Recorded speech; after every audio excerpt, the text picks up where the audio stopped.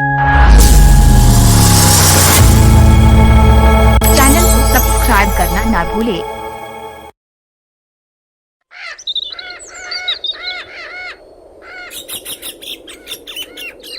तीन जुगाड़ू बहुओं की गर्मी की तैयारी। अरे अनीता, कितना मजा आ रहा है ना इस पानी के बड़े से गड्ढे में खेलने में। सारी गर्मी जैसे उड़नचू हो गई है, वरना पहले तो बहुत ज्यादा गर्मी लगती थी। घर से बाहर कदम रखने का मन भी नहीं करता था। और नहीं तो दीदी, कितना अच्छा लग रहा है ना। मैं एक काम करती हूँ, अभी नींबू पानी बना कर लाती हूँ। फिर हम जैसे फिल्मों में पीती है ना हीरोइन, जूस पीते पीते पानी में खेलती है, हम भी वैसा ही करेंगे। वहीं अंदर सास गायत्री अपनी छोटी बहू जया के साथ बैठी थी। अरे जया बहू, इन मिट्टी के बर्तनों में तो कितनी जल्दी सब अच्छे से दही जम जाती है। और तुम लोगों ने यह जो जमीन खोद कर उसके अंदर बर्तन रखने का नया जुगाड़ ढूंढा है ना, इससे देखो खाना भी बिल्कुल सही है, कुछ भी खराब नहीं हुआ। हाँ हाँ माँ जी, हमने जुगाड़ ही ऐसा लगाया है जिससे हम इस गर्मी में थोड़ी सी राहत पा सकें। वहीं बाहर दोनों बहू मिलकर छत पर थोड़ा थोड़ा पानी डालते हैं, जिससे हल्की हल्की छत गीली हो जाती है। ये बिल्कुल सही किया दीदी आपने। चलो, सारी छत अच्छे से भीग गई है, अब रात में ठंडक रहेगी पूरे घर के अंदर।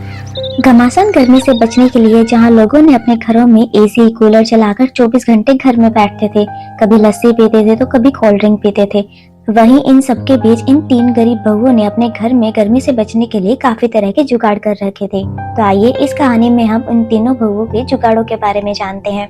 क्या पता कब कहाँ कौन सा जुगाड़ आपके भी काम आ सके।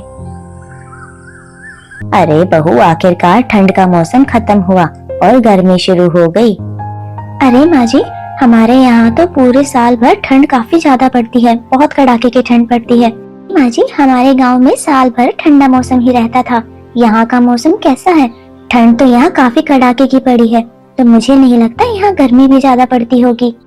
अरे बहू, तू ज्यादा गर्मी की बात कर रही है। इस गांव में जून अप्रैल का महीना तो ऐसे निकलता है ना जैसे मानो सूर्य देवता खुद इस गांव में ही आकर बस गए हो। बड़ी भयंकर गर्मी पड़ती है। पिछले साल तो पूछो ही मत, ऐसा ही लग रहा था कि जैसे वो गर्मी अब हमारी आखिरी ही गर्मी होगी। अभी तो मौसम ठीक ही है, देखते हैं आने वाले दिनों में क्या हाल होता है गर्मी से। मुश्किल से 2-3 हफ्ते ही गुजरे थे, इन तीनों बहुओं के गांव में काफी भयंकर गर्मी पड़ जाती है। गर्मी से हर किसी का बहुत बुरा हाल था। अमीर लोगों ने तो अपने घरों में गर्मी से बचने के लिए कूलर, एसी वगैरह सब लगवा रखे थे, लेकिन गरीब लोग तो बस जैसे तैसे करके गर्मी को बर्दाश्त कर रहे थे। अरे मधु दीदी, कल रात मैंने लस्सी के लिए दही जमाने के लिए रखी थी, सारी की सारी दही फट गई। यह दूसरी बार हुआ है इस बार। कितना नुकसान हो गया है हमारा। अरे जया, तुम दही की बात कर रही हो? मैंने कल रात को जो सब्जी बनाई थी ना, वो सुबह होने तक सारी सड़ गई और इतनी गंदी बदबू आ रही थी कि मानो सब्जी कल रात नहीं बल्कि हफ्तों पहले बनाई गई हो। सही कह रही हो तुम दोनों, शुरुआत की गर्मी में ही हमारा यह हाल है, ना जाने आने वाले महीनों में क्या ही हाल होगा। दिन तो दिन, रात में भी गर्मी में सुकून नहीं है। एक काम करते हैं, चलो बाजार से कुछ मिट्टी के मटके ले आते हैं, उसमें पानी ठंडा रहता है काफी, कम से कम गर्मी में ठंडा पानी तो नसीब होगा। तीनों बहुएं शाम होने का इंतजार करती हैं और जैसे ही शाम होती है तो सभी मटका लेने के लिए कुम्हार की दुकान पर जाती है, जहाँ वह मिट्टी के बने हुए बर्तन देखकर काफी हैरान हो जाती है और दाम सुनकर तो उनके होश ही उड़ जाते हैं।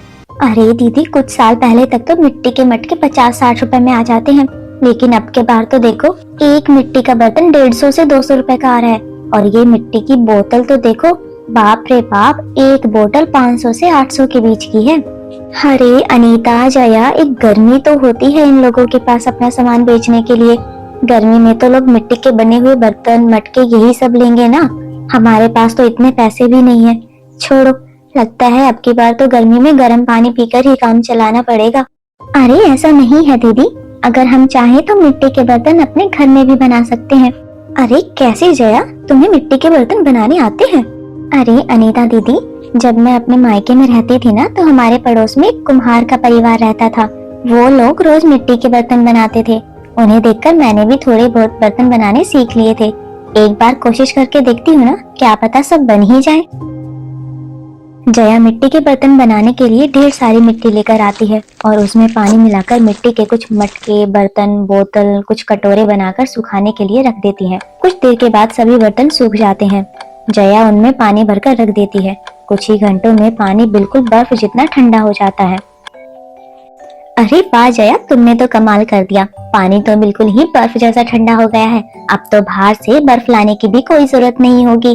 पैसे भी बच गए और गर्मी से बहुत सा छुटकारा भी मिल गया। ऐसे ही कुछ दिन बीत जाते हैं। बीतते समय के साथ मिट्टी के बर्तन मटके बनाकर इन तीनों बहुओं ने गले को तो राहत दे दी थी, लेकिन बढ़ती गर्मी से घर का बुरा हाल था। पूरा दिन इनका घर किसी भट्टी की तरह भभकता था। एक दिन दोपहर के समय तभी अनीता कहती है, अरे मेरा तो घर में रहने का मन ही नहीं करता, लेकिन बाहर भी तो नहीं जा सकते ना। अगर बाहर निकलेंगे तो बिल्कुल करेले की तरह भुनकर काले हो जाएंगे। अरे दीदी, मेरे गांव में तो सभी लोगों के घर मिट्टी के ही थे। मिट्टी के घर में कितनी ठंडक रहती है। काश हमारा भी घर मिट्टी का बना होता, लेकिन यह तो ईंट का बना हुआ है, तभी इतना गर्म रहता है। अरे हाँ, मुझे पता है हमारा घर मिट्टी का बना है, लेकिन अब इसको तोड़कर दूसरा घर तो हम बना नहीं सकते।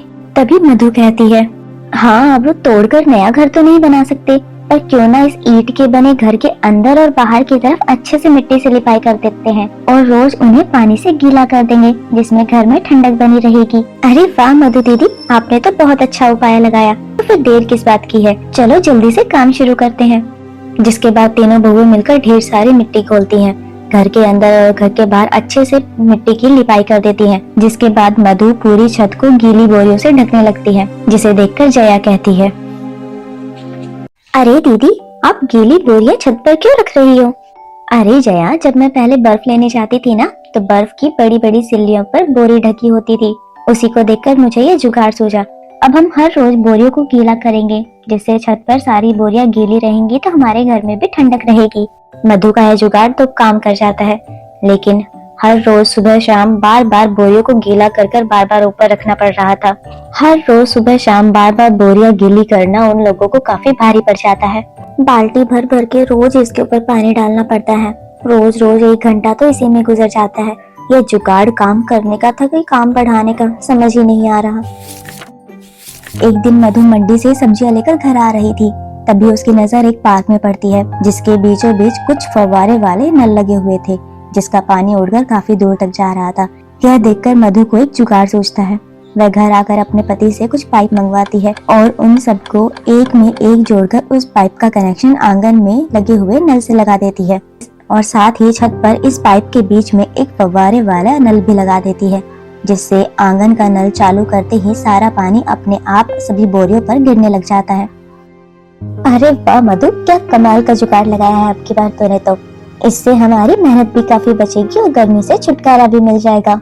ऐसे ही कुछ दिन बीत जाते हैं। कुछ दिनों के बाद एक दिन सुबह सुबह अनीता मंदिर से घर लौट रही थी कि तभी वह कुछ लोगों को देखती है, जो घर के बाहर बैठकर बांस से हाथ पंखा, टोकरी और बाकी कुछ सामान बना रहे थे, जिसे देखकर उसे अपने बचपन की याद आ जाती है।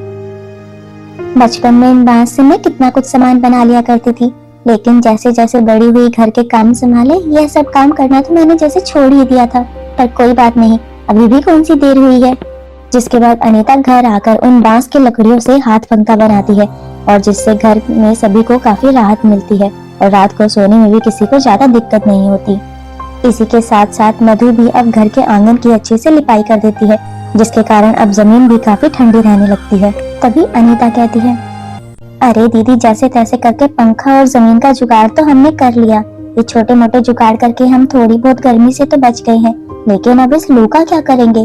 खिड़की दरवाजे से सीधा गर्म लू घर के अंदर आती है। दरवाजा खिड़की तो अब हम पूरे समय बंद कर नहीं रख सकते ना। इसका भी जुगाड़ मिल गया है मुझे दीदी। यह देखो मैं क्या लेकर आई हूँ। ये बोरियों को गीला कर दिया है मैंने और इन्हें हम अब अपने खिड़की दरवाजों पर टांग देंगे, जिससे घर के अंदर लू नहीं आ सकेंगी। जिसके बाद जया अब गीली बोरियों को खिड़की दरवाजों पर टांग देती है, जिसके कारण अब गर्म लू घर के अंदर नहीं आ पाती। ऐसे ही कुछ दिन बीत जाते हैं। अरे क्या बात है, आज आप लोगों को घर में आने में काफी समय लग गया। अरे वो हमारे मालिक के घर में है ना, स्विमिंग पूल बन रहा है, तो इसलिए मालिक आज फैक्ट्री देर से आए और आज तो दिहाड़ी का भी दिन था ना, इसलिए आने में देरी हो गई। हमारे मालिक का भी सही है भैया, अब तो घर में स्विमिंग पूल बन गया है। रोज ठंडे पानी में मालिक को तो बड़े मजे आते होंगे इस गर्मी में। काश हमारे नसीब में भी ऐसा कुछ लिखा होता। अनुज की बात सुनकर सभी बहुएं एक दूसरे की तरफ देखने लगती हैं और साथ ही उनके दिमाग में एक बत्ती भी जलती है।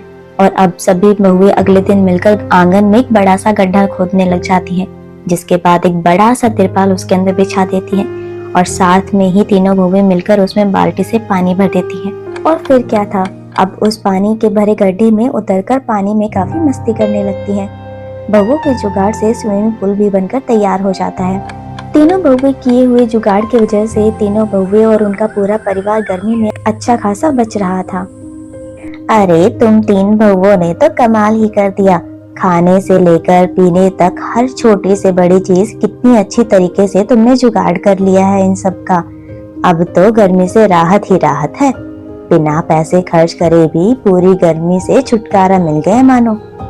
ये तो कुछ भी नहीं है माँ जी, अब आगे हमने इससे भी ज्यादा बहुत से जुगाड़ सोचे हैं। अब जैसे जैसे गर्मी बढ़ेगी वैसे वैसे हमारे जुगाड़ भी बढ़ते रहेंगे। जिसके बाद अब पूरे परिवार में खुशी की लहर दौड़ जाती है। अब सभी बहुएं अपने ससुराल वाले और अपने किए हुए जुगाड़ के साथ हंसी खुशी रहने लगती हैं। गर्मी में तीन अमीर बहू की एक घर में रसोई। गर्मी में बेहाल पर चिलचिलाती धूप होने के बावजूद भी एक कमरे में तीनों बहुओं ने अलग अलग चूल्हा बना रखा था, जहाँ पसीने में वो सब खाना बना रही थी। उफ, ये गर्मी में अब मुझसे इतना खाना नहीं बन पाता। लोगों के पास बर्नर वाली गैस है, तब भी खाना बनाने में कितनी परेशानी हो रही है। कोई मुझसे पूछे कैसे बर्नर के बिना स्टोव पर खाना बनाना पड़ रहा है। आधा टाइम तो इसको फुसफुसाने में ही लग जाता है, चालू करने में ही इतना टाइम लगता है कि बस पूछो ही मत। शालू, मैं तुमसे कुछ कह नहीं रही हूँ, तुम मेरा दिमाग मत खराब करो। वैसे भी गर्मी ने बहुत दिमाग खराब कर रखा है। अरे लड़ना बंद भी करो तुम दोनों। आप दोनों की वजह से मैं खाना भी ठीक से नहीं बना पा रही हूँ। खुद तो दोनों ठीक ठाक गैस और स्टोव पर खाना बना रही हो, मुझे देखा है कितना पसीना आ रहा है मुझे। मिट्टी के चूल्हे पर खाना बना रही हूँ मैं, लकड़ी से धुआं भी हो रहा है और आंखों में जलन भी हो रही है।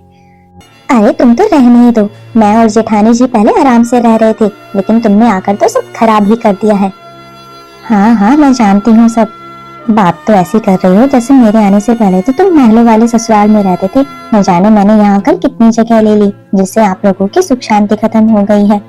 अरे मुझसे इस तरीके की बातें करने की जरूरत नहीं है। भूलो मत, मैं भी तुम दोनों की तरह अमीर परिवार से ही आई हूँ। हाँ हाँ, हम भी तो अमीर परिवार से ही आए हैं यहाँ पर, वो तो हमारी मजबूरी है यहाँ रहने की। हाँ तो कौन कह रहा है आपको, कौन मजबूर कर रहा है? चली जाओ ना यहाँ से कहीं। अरे शोभा, देखो ना क्या हो रहा है, कैसे ये तीनों बहुएं आपस में लड़ी जा रही हैं। वैसे ही एक कमरे का ससुराल है, पंखा नहीं है, कूलर नहीं है, और ये तीनों अलग अलग जगह खाना बना रही हैं। इससे घर में और गर्मी बढ़ती जा रही है। अजी क्या समझाऊं मैं इन तीनों को। इन तीनों की शादी को अभी 1 महीना भी पूरा नहीं हुआ है, लेकिन इन्होंने तो हमारा पूरा का पूरा जीना हराम कर रखा है। अच्छा माँ जी, एक तो मैं आप लोगों के बारे में अच्छा सोच रही हूँ, आप लोगों को खाना बनाकर खिलाना चाहती हूँ, और आप दोनों मुझे ही लपेट रहे हो। हाँ तो तुम तीनों ने कोई भारत रत्न पुरस्कार जीतने वाले काम नहीं किए हैं? शर्म तो आती नहीं है। 3 बहू घर में 3 अलग अलग चूल्हे बनाकर 3-4 लोगों का खाना डबल ट्रिपल बना रही हो। कितना राशन बर्बाद हो रहा है, कितनी गर्मी हो रही है, तुम लोगों को दिख नहीं रहा? अरे रहने दो शोभा, तुम्हारे कहने से कुछ नहीं बदलने वाला इन तीनों में। तीनों अमीर घर से हैं, लेकिन पर ये नहीं कि दहेज का एक ढंग का सामान भी ले आती। कम से कम दहेज का सामान ले आती तो इस घर में थोड़ा तो काम आता ना। ऐसी गर्मी में मरना नहीं पड़ता हम लोगों का। हाँ जी हाँ, बस ही कर रही हूँ मैं तो। अरे तुम तीनों बहुओं में से किसी का खाना बन गया है तो दे दो भाई। हाँ हाँ माँ जी, खाना बन गया है, मैं भी लेकर आती हूँ। मैं लेकर आती हूँ। नहीं बाबूजी, मैं लेकर आती हूँ। तीनों बहू फटाफट खाना परोसकर सास ससुर के सामने रख देती है और खाना खिलाने के लिए लड़ रही होती है। पापा जी मेरा बना हुआ खाना खाएंगे, तुम दोनों अपना खाना हटा लो। अरे नहीं नहीं, आप हटाओ। अरे बस करो तुम तीनों का थोड़ा थोड़ा खाना खा लेता हूँ। शोभा तुम भी मेरे साथ ही खाना खा लेना, बहुत ज्यादा खाना है, मैं इतना नहीं खा पाऊंगा। जिसके बाद शोभा उठती है और बाहर आंगन में हाथ धोने के लिए चली जाती है, लेकिन नलके से पानी बहुत ज्यादा ही गर्म आ रहा था। जिसके बाद वह तुरंत घर के अंदर आती है और घड़े से पानी लेकर हाथ मुंह धोती है। अरे बाप रे, हैंडपंप से तो कितना गर्म पानी आ रहा है। काश हमारे पास भी फ्रिज होता, घर में टंकी होती, कुछ पैसे होते। लेकिन घर में गरीबी है कि खत्म होने का नाम ही नहीं ले रही, और ऊपर से घर में 3-3 बहू होने के बाद भी कुछ अच्छा नहीं हो रहा। बस सुबह शाम यही कलेश ही होता रहता है। माँ जी, आप घूम फिर कर हम पर ही क्यों आ जाती हो? खैर सब कुछ ठीक हो गया है तो आ जाइए, खाना खा लीजिए। जिसके बाद सभी खाना खा लेते हैं। थोड़ी देर बाद रात हो जाती है, जिसके बाद तीनों के पति भी घर पर आ जाते हैं। खाना खाकर सभी जब सोने के लिए जाते हैं तो सोने में सभी को बड़ी कठिनाइयां होती हैं। अरे बाप रे, कितनी गर्मी हो रही है, ऊपर से मच्छर भी हो गए हैं। नितिन तुम थोड़ा उधर खिसक जाओ, और रमा तुम भी थोड़ा उधर खिसक जाओ। अरे आगे कहाँ जाऊं, आगे दीवार है, वैसे ये हवा नहीं आ रही, एक ही पंखा है घर में, मरा मरा सा तो चलता है ये। मुझे नहीं पता था नितिन, तुमसे शादी करके मैं इतनी करीब घर में हो जाऊंगी। यहाँ तो कूलर भी नहीं है। ऐसे ही घर में थोड़ी बहुत छुटपुट होती रहती थी, जिसके बाद सभी सो जाते हैं। अगले दिन सुबह पड़ोसन अपने पति के साथ उनके बेटे की शादी का कार्ड देने के लिए आती हैं। तभी शोभा कहती है, आइए आइए सविता बहन, आइए, भाई साहब आइए, बैठिए आप भी।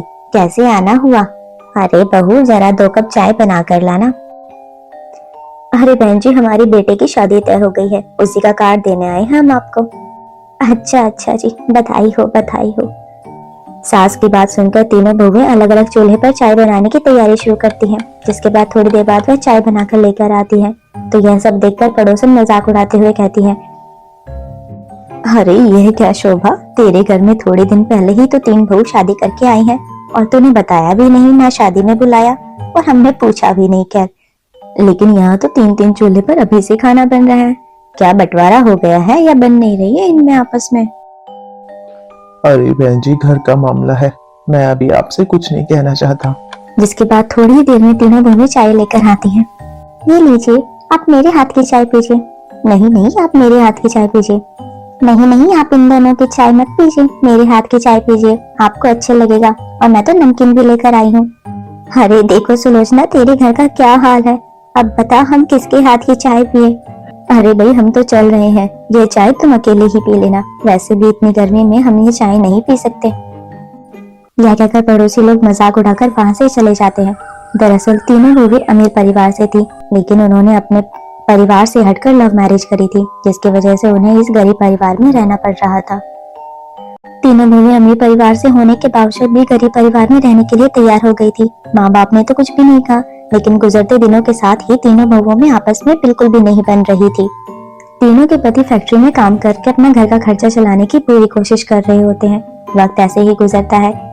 आए दिन गर्मी में बुरा हाल होता रहता है। वहीं तीनों पत्नी कभी अपने पति से लड़ती तो कभी घर वालों से, तो कभी आपस में ही लड़ पड़ती। एक शाम तीनों बहुएं बाजार में सामान लेने आई हुई थी, लेकिन वो तीनों वहाँ बाजार में भी लड़ाई शुरू कर देती हैं। अरे मैं कद्दू ले रही हूँ ना, तो तुम कुछ और क्यों नहीं ले लेती बनाने के लिए? तुम दोनों कुछ और सब्जी ले लो, मेरी नकल मत करो। अरे नकल करने की क्या जरूरत है, मुझे तो कद्दू ही बनाना है, तो मैं तो कद्दू ही लूंगी। रीटा, तुम शिमला मिर्च ले लो या फिर कोई आलू खरीद लो। अरे घूम फिर कर बात मुझ पर ही क्यों आ जाती है? मैं छोटी हूँ तो इसका मतलब ये नहीं कि आप दोनों मुझ पर कुछ भी सामान थोप दोगे। मेरा जो मन में आएगा मैं वही लूंगी। तीनों बहुएं बीच बाजार में ही लड़ना शुरू कर देती हैं। आते जाते लोग उन्हें ही देखकर उनका मजाक बना रहे थे। तभी सुलोचना उन तीनों को घर लाकर काफी सुनाती है। कब सुधरोगी तुम तीनों, मुझे यह बता दो। देखा ना बाजार में कितनी सारी बहुएं थी, सभी आराम से सामान ले रही थी, और खुद को देखो कैसे कुत्तों बिल्ली की तरह लड़ते रहते हो। शादी करके आए हो ना, जब से मेरे घर की सुख शांति सब भंग कर दी है तुम तीनों ने। इससे अच्छा तो हम पहले ही गरीबी में रोटी बनाकर खा रहे थे। तुम्हारे आने के बाद तो सब खराब ही हो गया है। मेरे पूरे घर की शांति खराब कर दी है तुम तीनों ने। डबल राशन जाता है, मेरे बच्चों के पैसे लगते हैं, यही पैसे बचते ना तो आज कूलर आ जाता घर में। वैसे तो तुम तीनों हाई गर्मी करती रहती हो, लेकिन तुमने अपने घर के लिए अभी तक किया ही क्या है? अरे तुम तो पढ़ी लिखी गवार हो, एक रसोई में मिलकर खाना नहीं बना सकती। पर नहीं, तुम तीनों को तो अलग अलग राशन बनाना है। पता है कितना राशन खराब करती हो तुम तीनों मिलकर। सास की बात सुनकर तीनों बहुओं की तो बोलती ही बंद हो जाती है। अगले दिन उनसे कोई बात नहीं करता। तब अकेले में तीनों बहुएं उदास होकर आपस में बात कर रही होती हैं। सच में अब तो पसीना सर से पैरों तक आ चुका है। माँ जी ने कल हम तीनों को सही डांटा, बिल्कुल एकदम। हमने पैसे तो बहुत बर्बाद कर दिए हैं, लेकिन अब पैसे बचाने के लिए और कमाने के लिए क्या करें? दीदी कुछ तो ऐसा काम करना पड़ेगा ना, क्योंकि आने वाली गर्मी तो मेरे से बिल्कुल भी नहीं सही जाने वाली। मुझे समझ आ गया कि हमें क्या करना चाहिए। बड़ी दीदी तुम ट्यूशन पढ़ा लेना, मुझे फॉर्म वगैरह ऑनलाइन डॉक्यूमेंट्स के काम सब अच्छे से आता है, मैं वो कर लूंगी। और तुम बच्चों को कंप्यूटर क्लास दे देना, हर महीने 500 रुपए फीस। हाँ, तुमने बिल्कुल ठीक कहा। इससे हमारे घर वाले भी खुश हो जाएंगे और धीरे धीरे हम अपना घर भी बनवा लेंगे। एसी कूलर सब आ जाएगा और साथ में हम अब से चूल्हा भी एक ही रखेंगे। जिसके बाद से तीनों बहुएं प्यार से काम करने लग जाती हैं। बाकी के 2 चूल्हे हटा देती हैं। साथ ही थोड़ा सा काम लेकर रीटा 3-4 कंप्यूटर ले आती है, जहां आसपास के बच्चों में पर्चा बंटवाया जाता है। कंप्यूटर और कोचिंग क्लास के लिए दोनों बहू ट्यूशन पढ़ाती हैं, एक कंप्यूटर का और एक सब्जेक्ट्स का। तीसरी बहू घर के एक कोने में ही साइबर कैफे का काम खोल लेती है। लोगों के ऑनलाइन डॉक्यूमेंट्स, पैसे यहाँ वहाँ भेजना, आधार कार्ड का काम करवाने लगती है। धीरे धीरे घर की आर्थिक स्थिति बेहतर होने लगती है और वह घर में भी मदद करने लगती है। ऐसे ही 3 महीने बीत जाते हैं, जिसके बाद वह थोड़े थोड़े पैसे इकट्ठे करके घर में ईएमआई पर एक एसी ले आती है, जिससे पूरे घर में ठंडी ठंडी हवा बहती है। साथ ही उनके ट्यूशन के बैच भी बहुत ज्यादा होने लग जाते हैं। कंप्यूटर का लोन भी वह जल्दी से उतार देती है और घर में एक मॉडर्न रसोई भी बन जाती है। तभी एक दिन, अरे वाह बहू, तुम तीनों की जैसे ही अकल पलटी ना, देखो इस घर की भी काया पलट गई। देखो अब तो हमारे घर में रसोई भी बहुत अच्छी हो गई है और घर में गर्मी की भी कोई दिक्कत नहीं है। हाँ माँ जी, आपने उस दिन जो हमें डांट लगाई थी ना, ये सब उसी की वजह से हुआ है, तभी हम संभल पाए हैं। और आप देखना, अभी तो घर में ऊपर का फ्लोर भी बनेगा, फ्रिज भी आएगा। हाँ हाँ बिल्कुल बच्चों। इसी तरह तीनों अमीर बहुएं अपने ससुराल के हालात पहले से बहुत बेहतर कर देती हैं और वहाँ खुशी खुशी रहने लगती है।